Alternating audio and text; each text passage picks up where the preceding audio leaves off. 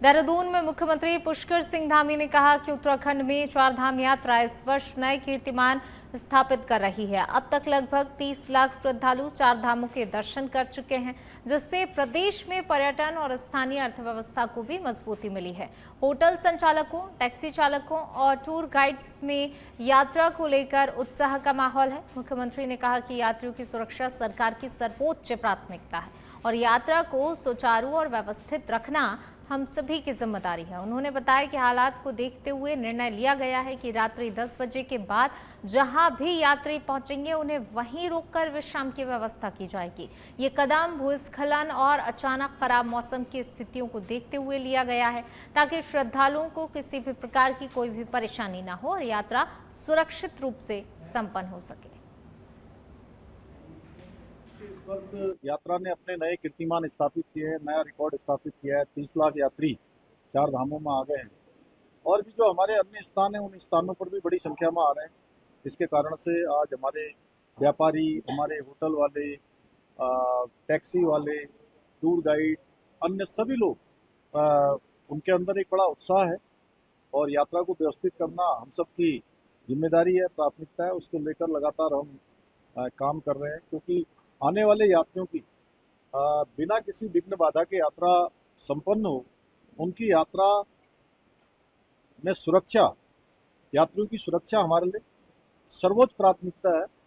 उसको ध्यान में रखते हुए जो होल्डिंग एरिया है वहाँ से लेकर पूरे रास्ते भर, और रात में हमने यह भी तय किया है बैठक करके कि रात्रि को 10 बजे के बाद यात्रा को जहाँ भी लोग पहुँचे हैं उन्हीं स्थानों पर होल्ड कराया जाए, शहरों में या जो नज़दीक जहाँ भी रहने की व्यवस्था हो, क्योंकि आजकल लैंडस्लाइड के भी खतरे हैं।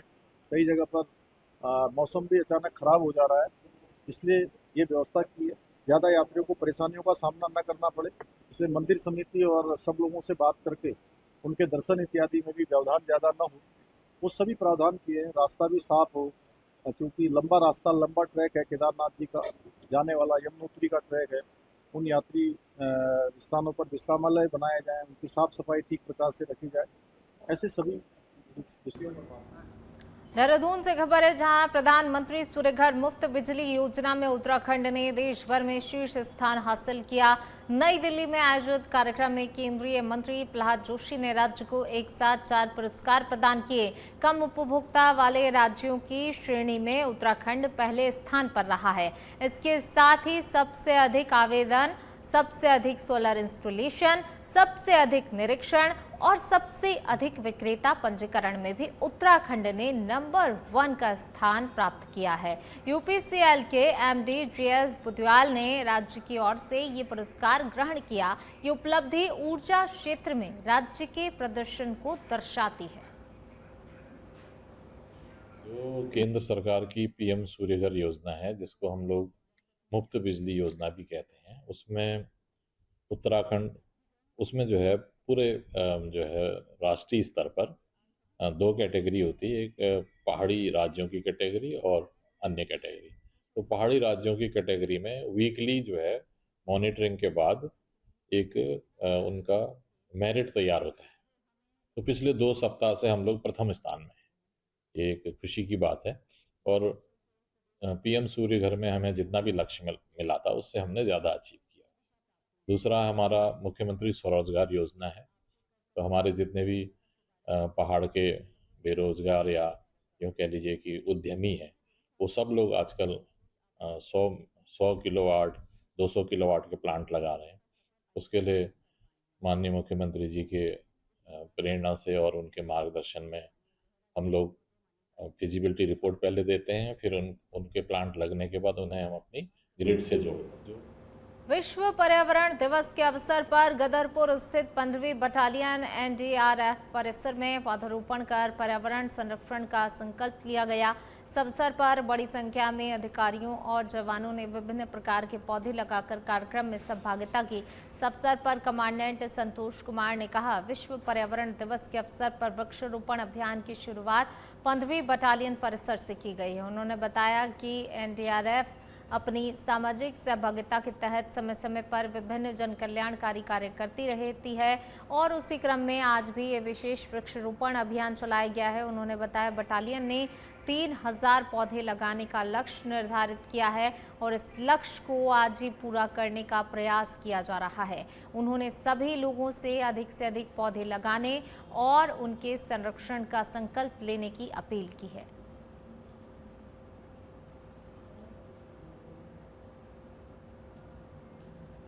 उत्तराखंड में मानसून आने में अभी करीब 1 माह का समय बाकी है, लेकिन प्रदेश में प्री मानसून बारिश का दौर लगातार जारी है। बीती देर शाम देहरादून समेत कई इलाकों में तेज हवाओं के साथ झमाझम बारिश हुई, जिससे दिन भर की तपती गर्मी से लोगों को राहत मिली। बारिश का ये सिलसिला आज सुबह भी जारी रहा। मौसम विभाग ने 15 जून के लिए उत्तराखंड में ऑरेंज और येलो अलर्ट जारी किया है, जिसमें तेज हवाओं, बिजली गिरने और बारिश की संभावना जताई गई है। पर्वतीय क्षेत्रों में हल्की से मध्यम बारिश के साथ देहरादून, टिहरी, नैनीताल, बागेश्वर और पिथौरागढ़ में कहीं कहीं भारी बारिश भी हो सकती है।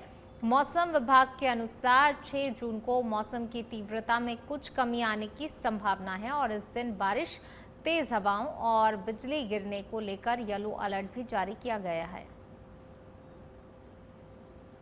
अभी पिछले 24 घंटे में भी हमको एक स्टेशन पे, जैसे खासतौर से मसूरी में हमको हैवी रेनफॉल मिला है, उसके आसपास अच्छी एक्टिविटी हुई है। और अगले 24 घंटे में भी जो है हम जैसे दे रहे हैं, अनेक स्थानों से अधिकांश जो पहाड़ी इलाके हैं वहाँ से अनेक से अधिकांश स्थानों पे हमारे को हल्की से मध्यम दर्जे की बारिश और कुछ स्थानों पे हैवी, एक आध जगह पे कहीं पे हैवी रेनफॉल हो सकता है। जबकि मैदानी इलाकों में जो है कहीं कहीं पे कुछ स्थान जो है ये हल्की से बहुत हल्की बारिश का अनुमान है। अभी जो अगले उसके बाद 6 तारीख के लिए जो है कुछ स्थानों पे जो है पहाड़ी जो जनपद है वहाँ पे हल्की से बहुत हल्की बारिश का अनुमान है, जबकि बाकी मैदानी इलाकों में कहीं कहीं पर ये हल्की से बहुत ऊधम सिंह नगर जिले के शक्ति फार्म क्षेत्र से दुखद घटना सामने आई है, जहां वार्ड शक्ति फार्म 12 फैमिली निवासी 27 वर्षीय सपना हाजरा ने कथित रूप से फांसी लगाकर अपनी जीवन लीला समाप्त कर ली। घटना की जानकारी मिलते ही क्षेत्र में सनसनी फैल गई। मृतका के परिवार में 9 वर्ष का एक बेटा और 4 वर्ष की एक बेटी है, जिससे परिवार पर दुखों का पहाड़ टूट पड़ा है। सूचना मिलने पर स्थानीय पुलिस तुरंत मौके पर पहुंची और आवश्यक कानूनी कार्रवाई शुरू की। पुलिस ने शव को कब्जे में लेकर पोस्टमार्टम के लिए खटीमा भेज दिया है। फिलहाल पुलिस ने स्पष्ट किया है कि मौत के कारणों का अभी तक पता नहीं चल सका है। पोस्टमार्टम रिपोर्ट और जांच के बाद ही वास्तविक कारण सामने आएंगे। पुलिस मामले की गंभीरता से जांच कर रही है। सभी पहलुओं को ध्यान में रखते हुए आगे की कार्रवाई की जा रही है। के 12 फैमिली एक गांव है, उस गांव के में जो है हाजरा नाम करके नरेश हाजरा, उनकी बीवी का नाम है सपना हाजरा। उनकी मुझे जहाँ तक जानकारी है उनकी दिमाग का इलाज चल रहा था और दवाई भी ठीक ठाक चल रहा था। अचानक जो है ये फांसी लगा लिया, लेकिन फांसी का कारण अभी पता नहीं है। जब पोस्टमार्टम होगा, पुलिस वाले आए हैं, उस पोस्टमार्टम के बाद ही पता चलेगा कि मृत्यु का कारण और क्या सुसाइड क्यों किया, क्योंकि पता ही नहीं चल रहा है कि क्या कारण है। आसपास के लोग कह रहे हैं कि कोई लड़ाई नहीं, कोई झगड़ा नहीं, तो इन्होंने फांसी क्यों लगा लिया। मुझे तो इतना जानकारी है कि इनने बरेली के जो दिमाग के डॉक्टर है महाजन जी, वहाँ भी दिखाए, हमने काफ़ी दिन से इलाज चला दिमाग में। कृष्णा में था, कृष्णा में भी, कृष्णा हॉस्पिटल जो हिंदौनी में है, बजाज में भी दिखाया, वहाँ भी इलाज हुआ दिमाग का। और इनके छोटे छोटे 2 बच्चे हैं। मैं ये कहना चाहूँगा कि दुखद में छोटे बच्चों को भी जो है लोग बाग देखें और इनके परिवार लोग जो है लालन पालन में सहयोग करें और इनके साथ जो हादसा हुआ है उसकी जाँच हो। चंपावत में आगामी मानसून सत्र के दौरान संभावित प्राकृतिक आपदाओं से प्रभावी ढंग से निपटने के लिए जिला प्रशासन और सेना ने तैयारियां तेज कर दी हैं। जिलाधिकारी मनीष कुमार के निर्देशों के तहत डीडीएमए द्वारा लगातार क्षमता संवर्धन कार्यक्रम आयोजित किए जा रहे हैं। इसी क्रम में गुरुवार को 119 पैदल आर्मी ब्रिगेड चंपावत में आपदा प्रबंधन प्रशिक्षण कार्यक्रम आयोजित किया गया, जिसमें सेना के 23 अधिकारियों एवं जवानों ने भाग लिया। प्रशिक्षण के दौरान मास्टर ट्रेनर भरत गुसाई और सहायक प्रभारी दीपक भट्ट ने खोज एवं बचाव कार्यों में उपयोग होने वाले उपकरणों की कार्यप्रणाली, संचालन और सुरक्षित उपयोग की जानकारी दी। जवानों को त्वरित प्रतिक्रिया प्रणाली, समन्वित बचाव अभियान और सीमित संसाधनों के बेहतर उपयोग का व्यवहारिक प्रशिक्षण दिया गया। कार्यक्रम में भूस्खलन और अतिवृष्टि जैसी परिस्थितियों में राहत कार्यों की रणनीतियों पर चर्चा की गई। जिला प्रशासन ने इसे आपदा प्रबंधन की दिशा में महत्वपूर्ण कदम बताया है।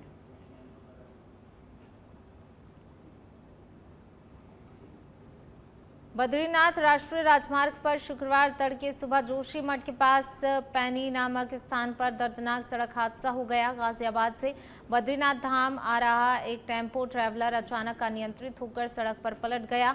हादसे के वक्त वाहन में चालक सहित 18 यात्री सवार थे, जिनमें से कुछ को गंभीर चोटें आई हैं। दुर्घटना की सूचना मिलते ही पुलिस प्रशासन और स्वास्थ्य विभाग की टीमें तुरंत ही मौके पर पहुंची और वाहन में फंसे घायल यात्रियों को सुरक्षित बाहर निकाला। सभी घायलों को 108 और अन्य एम्बुलेंस के माध्यम से तुरंत नजदीकी सामुदायिक स्वास्थ्य केंद्र भेजा गया, जहां उनका इलाज जारी है। इस दर्दनाक हादसे में गाजियाबाद की रहने वाली महिला यात्री आरती की हादसे में मौत हो गई। बाकी लोगों को चोट आई है, जिनका इलाज जारी है।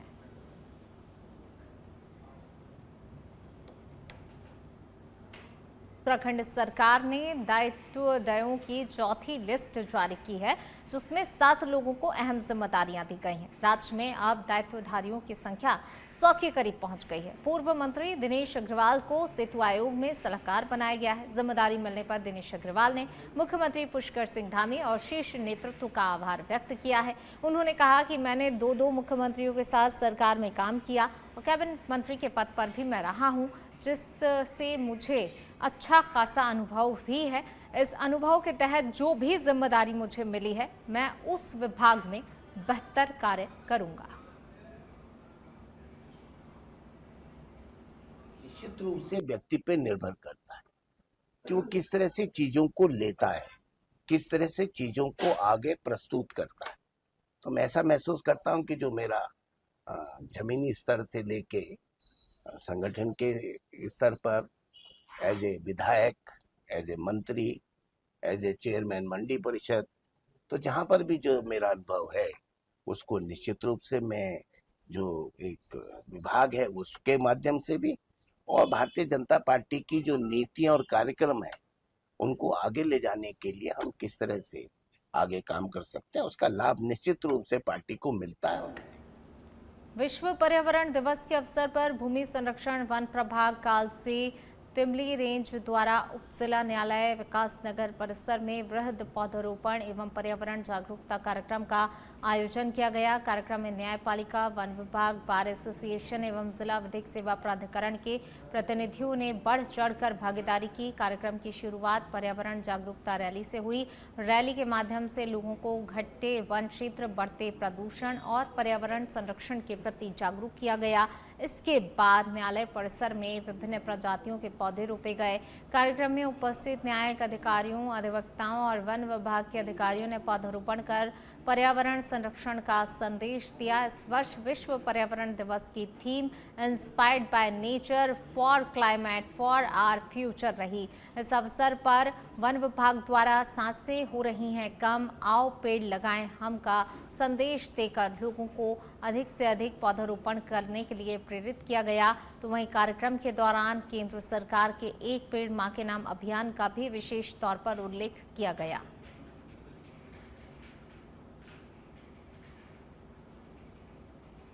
आसन वेटलैंड के आसपास पर्यावरण को नुकसान पहुंचाने वाले खनन माफियाओं के हौसले इस कदर बुलंद हो चुके हैं कि अब उन्हें कानून का भी डर नहीं रह गया है। वन विभाग के एक ईमानदार अधिकारी अब अवैध भंडारण पर कार्रवाई करने पहुंचे तो माफियाओं ने उन्हें तुरंत घेरकर दबाव बनाने, अभद्रता करने, कार्रवाई रुकवाने की कोशिश की। सवाल यह है कि आखिर सरकारी अधिकारियों से बदसलूकी करने वाले इन खनन कारोबारियों को संरक्षण आखिरकार दे कौन रहा है और क्या पर्यावरण को नुकसान पहुंचाने वालों के खिलाफ कार्रवाई करना अब इतना ज्यादा मुश्किल हो गया है। मामला विकास नगर के विश्व प्रसिद्ध आसन कंजर्वेशन रिजर्व के समीप ढालीपुर क्षेत्र का है। आरोप है प्रतिबंधित 1 किलोमीटर के दायरे में बड़े पैमाने पर खनन सामग्री का अवैध भंडारण किया जा रहा था। पर्यावरणीय नियमों की अनदेखी की शिकायत मिलने पर वन विभाग के एसडीओ राजीव नयन नौटियाल ने संबंधित पक्ष को नोटिस जारी किया था। निर्धारित समय में जवाब नहीं मिलने पर विभाग ने कार्रवाई का निर्णय लिया। बताया जा रहा है कि कार्रवाई से पहले वन विभाग ने पुलिस और तहसील प्रशासन से सहयोग भी मांगा था, लेकिन मौके पर अपेक्षित सहायता नहीं मिली। इसके बावजूद एसडीओ राजीव नयन नौटियाल अपनी टीम के साथ मौके पर पहुंचे और अवैध भंडारण स्थल को सीज करते हुए नोटिस चस्पा कर दिया। कार्रवाई होते देख खनन कारोबारी और उनके समर्थक भड़क गए। मौके पर भारी हंगामा हुआ और एसडीओ के साथ अभद्र व्यवहार किया गया। स्थिति इतनी ज्यादा तनावपूर्ण हो गई कि माहौल हाथापाई तक पहुंच गया, लेकिन भारी दबाव और विरोध के बावजूद वन विभाग के अधिकारी पीछे नहीं हटे और पूरी कार्रवाई को अंजाम देकर ही वहां से लौटे। राजस्व विभाग है पुलिस, तो उनके जो अधिकारी हैं उनको मैंने सूचित किया कि इस तरह से अवैध खनन गतिविधि चल रही है जो माननीय सुप्रीम कोर्ट के आदेश के उल्लंघन में है। और उसके अलावा ये एनवायरमेंट प्रोटेक्शन एक्ट का उल्लंघन है, वाइल्ड लाइफ प्रोटेक्शन एक्ट का उल्लंघन है, mines and minerals development and regulation act का उल्लंघन है। कृषि भूमि पर ये बिना जो इसकी विधिवत स्वीकृति होती है उसको उपयोग को चेंज करने की, उसका भी उल्लंघन है। उत्तर प्रदेश जमींदारी उन्मूलन एवं भूमि सुधार अधिनियम 1950, उत्तराखंड उप खनिज परिहार नियमावली उसका उल्लंघन है। सतत रेत खनन प्रबंध दिशा निर्देश 2016 एवं enforcement and monitoring guidelines for sand mining 2020 उनका उल्लंघन है। और हमारे जो इम्पोर्टेंट है वो भारत वन अधिनियम 1927 की जो धाराएं हैं 26, 33, 41 एवं 42, इनका इसमें जो स्पष्ट उल्लंघन पाया गया। स्थलीय निरीक्षण किया गया, स्थानीय सूचनाएं मिली हैं जिनसे इनकी पुष्टि हुई। आज भी आप जब हम वहाँ पे गए थे ये इनको विधिवत सीजिंग की कार्रवाई करते हुए, तो हमने देखा कि अवैध भंडारित बहुत प्रचुर मात्रा में, जिसका अभी प्रॉपर आकलन करना बाकी है। विकासनगर क्षेत्र में सुबह दिन निकलते ही मौसम ने अचानक से करवट ले ली। तेज हवाओं के साथ शुरू हुई बारिश ने जहां लोगों की दिनचर्या को प्रभावित किया, तो वहीं ग्रामीण इलाकों में कई सड़कों पर पानी भरने से आवागमन प्रभावित हुआ। लगातार हो रही बारिश से किसानों की चिंता बढ़ गई, क्योंकि कई फसलें नुकसान की जद में आ सकती हैं। विकासनगर और आसपास के ग्रामीण क्षेत्रों में सुबह से ही तेज हवाओं के साथ बारिश का दौर शुरू हो गया। बारिश के चलते गांवों की सड़कों और गलियों में पानी भर गया, जिससे कि लोगों को आवाजाही में परेशानी का सामना करना पड़ा। कामकाज के लिए घरों से निकलने वाले लोगों को भीगते हुए अपने गंतव्य तक पहुंचना पड़ा, जबकि सड़क किनारे व्यवसाय करने वाले दुकानदारों और ठेली संचालकों का कामकाज भी प्रभावित हुआ। बारिश के कारण खेतों में जल भराव की स्थिति बनने लगी। कृषि विशेषज्ञों के अनुसार इस समय खेतों में खड़ी सब्जी फसलें, टमाटर, मिर्च, खीरा, लौकी, करेला और अन्य मौसमी सब्जियों को नुकसान पहुंच सकता है। तो वहीं आम और लीची जैसे फलों पर भी तेज हवाओं और बारिश का असर पड़ने की आशंका है। अधिक नमी के कारण फसलों में रोग लगने का खतरा भी बढ़ जाता है।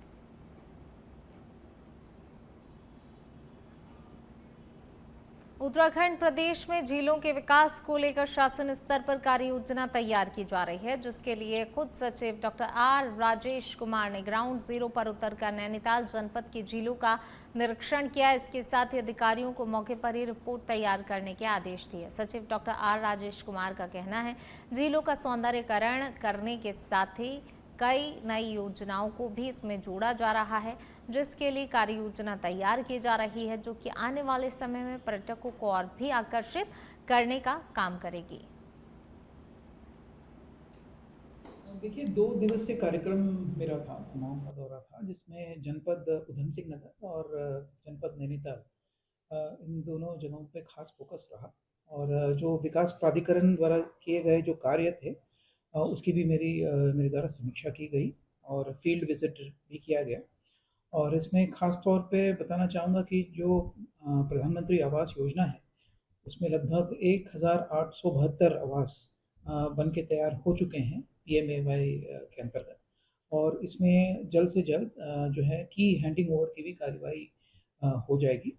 इसके अलावा जो जनपद नैनीताल है वहाँ पे जो भीमताल, नकुचिया ताल और कमल ताल, इन तीनों झीलों का सौंदर्यीकरण का काम इन एंड अराउंड जो वर्क्स हैं, रीडेवलपमेंट के काम जो है टेकअप होने थे, इसके संबंध में मेरे द्वारा फील्ड विजिट किया गया। और खुशी की बात है कि कल ही मुख्य सचिव महोदय की अध्यक्षता में इसकी EFC भी हो गई है और इसका सैंक्शन भी हमें मिल गया है। जल्द से जल्द जियो चंपावत में मातृ मृत्यु दर को न्यूनतम स्तर पर लाने और मातृ एवं शिशु स्वास्थ्य सेवाओं को मजबूत करने के लिए जिला प्रशासन सख्त नजर आ रहा है। जिला सभागार में आयोजित स्वास्थ्य विभाग की मासिक समीक्षा बैठक में जिलाधिकारी मनीष कुमार ने निर्देश दिए, मातृ एवं शिशु स्वास्थ्य से जुड़े मामलों में किसी प्रकार की लापरवाही बर्दाश्त नहीं की जाएगी। उन्होंने गर्भवती महिलाओं की 100% पहचान, नियमित ANC जांच, संस्थागत प्रसव को बढ़ावा देने और एनीमिया नियंत्रण के लिए प्रभावी कार्य योजना लागू करने पर जोर दिया। डीएम ने कहा कि प्रत्येक मातृ मृत्यु की गहन समीक्षा कर उसके कारणों की पहचान की जाए। इसके साथ ही हाई रिस्क गर्भवती महिलाओं की विशेष निगरानी, एम्बुलेंस सेवाओं की उपलब्धता और समय पर टीकाकरण सुनिश्चित करने के निर्देश भी दिए गए। बैठक में स्वास्थ्य विभाग के वरिष्ठ अधिकारी मौजूद रहे।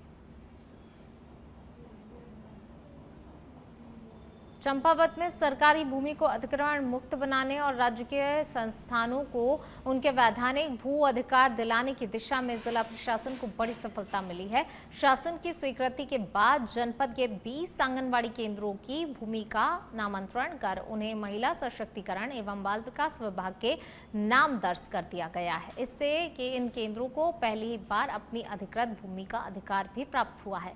जिलाधिकारी मनीष कुमार ने बताया, मुख्यमंत्री पुष्कर सिंह धामी के मंशा के अनुरूप यह अभियान चलाया जा रहा है। इसके साथ ही जनपद के विकास खंडों के आंगनबाड़ी केंद्रों की भूमि अभिलेखों में दर्ज की गई है। प्रशासन ने 358 विद्यालयों की भूमि को राजस्व रिकॉर्ड में दुरुस्त किया, जिससे भविष्य में अतिक्रमण और विवाद की स्थिति से बचाव होगा। प्रशासन ने इसे महत्वपूर्ण उपलब्धि बताते हुए अभियान आगे भी जारी रखने की बात कही। निर्देश प्राप्त हुए हैं कि जो हमारी राजकीय भूमि है उस पर किसी भी प्रकार का कोई अतिक्रमण ना हो और अतिक्रमण हो तो उसको चिन्हित करते हुए हटाया जाए। इसी क्रम में सबसे प्रथम जो चरण होता है किसी भी भूमि के लिए कि उस भूमि का जो नाम है उस पर जो अध्यासित है वो उसके नाम पे ही भूमि जो है राजस्व अभिलेखों में दर्ज की जाए। और यहाँ पे लगातार कुछ जनता दर्शन में भी शिकायतें प्राप्त हो रही थी कि स्कूल की भूमि और आंगनबाड़ी की भूमि पे कुछ निजी क्लेम्स जो है वो आ रहे थे।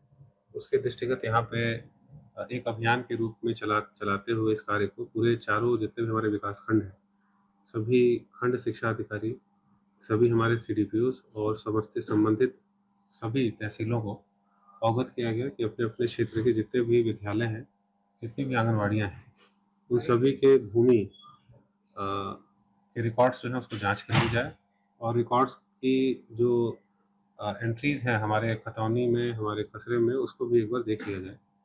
तो उसके क्रम में लगभग 358 विद्यालय जो हैं उनके जो राजस्व अभिलेख है उनको दुरुस्त कर लिया गया है और राजस्व अभिलेख में नाम चढ़ाते हुए विद्यालयों का जो अभिलेख है ये हम लोगों ने संबंधित विभाग को दे दिया है। इसी प्रकार आज जो है 20 आंगनबाड़ियाँ जो है जो हमारे विभिन्न विकास खंडों